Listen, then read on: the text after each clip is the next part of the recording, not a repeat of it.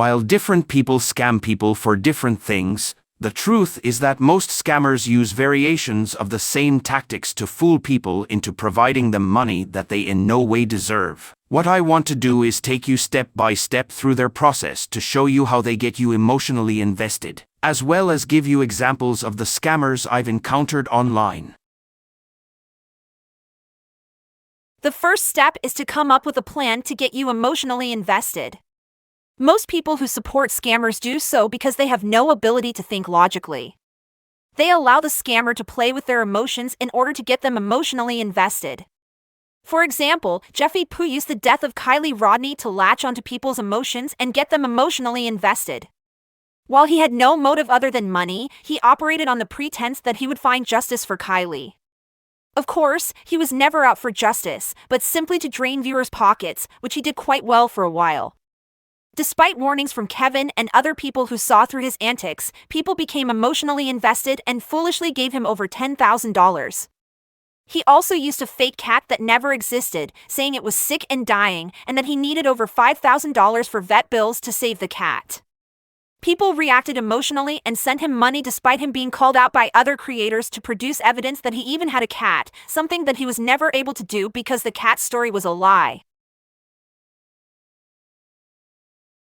Chrisapoo and Hollywood were able to do the same thing. They knew that dumpster diving was a popular trend on YouTube, so they began dumpster diving to create interest in their channel. They also knew they could get people emotionally invested by making people feel sorry for their young son. They would not have been able to get people to donate as much to just the two of them. However, by using their son as an emotional tool to hoodwink their viewers, they were able to get viewers emotionally invested in their welfare. I'm sure the viewers were not aware of Holly's past, how she neglected her children, and as a result, had 3 of them taken away. It seems they were targeting people who are easily fooled and react with emotion rather than common sense logic. So they then garnered enough support to where they could eat out every day and also gain extra money by taking the gifts people were sending their son to get the money back from the stores. Unfortunately, the poor child has never benefited from the donations and is learning nothing from his low-life parents.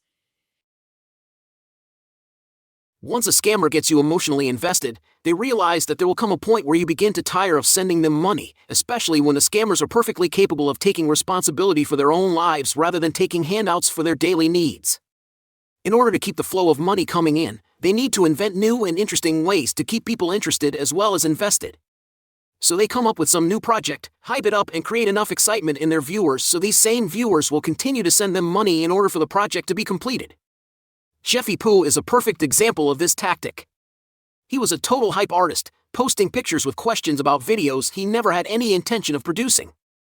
But his sheep were gullible enough to believe his BS and anticipated this great video that was soon to come out. However, nothing was ever produced. But unfortunately, the sheep continued to donate in spite of the many warnings by others, in spite of Jeffy Poo being called out to just produce one iota of evidence that he was telling the truth. In the same way, Chrisapoo and Hollywood have kept creating new projects that are never completed in order to keep the money rolling in. It's totally amazing to me that so many people would be supporting a couple who refuses to work, who has a history of child neglect, who is allegedly wanted for failure to pay back child support, who doesn't even want to take care of her current child, and who has used deceptive and unethical tactics to fool people into supporting their channel. What kind of honest person creates a bunch of fake accounts that are then used to subscribe to their channel? Then, not only does she do something unethical like that, but then convinces their subscribers to also create fake accounts and subscribe under those fake accounts as well. No honest or ethical person would ever consider such scheming trash tactics. Yet in spite of seeing their atrocious character and lack of morals, gullible people continue to shell out money to evil and classless people like that. The fact that people still donate shows that they are as classless and morally corrupt as the people they support.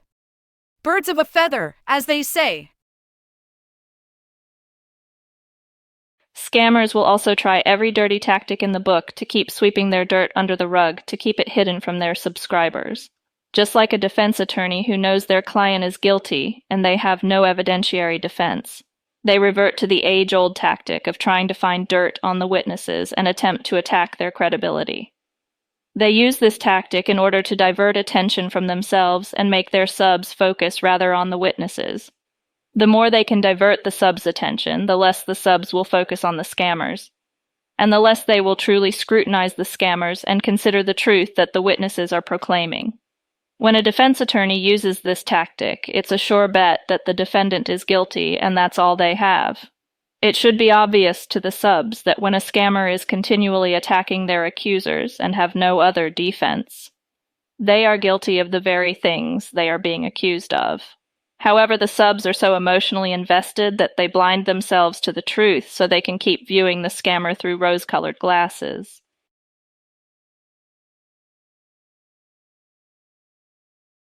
Another tactic scammers like to use, which I've seen Krisipu and Hollywood use many times, is that they hold off making videos for a while, waiting for stupid sheep to start pining for them and begging them to make another one. The stupidity of people like that is flabbergasting to me. Get a life, people.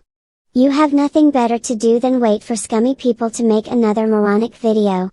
I would definitely not want to be in your shoes. With these two scammers, it's easy to tell when the money and gifts are rolling in. That's when they stop making videos. They have sufficient beer and dope money so they don't feel the need to produce any videos for a while.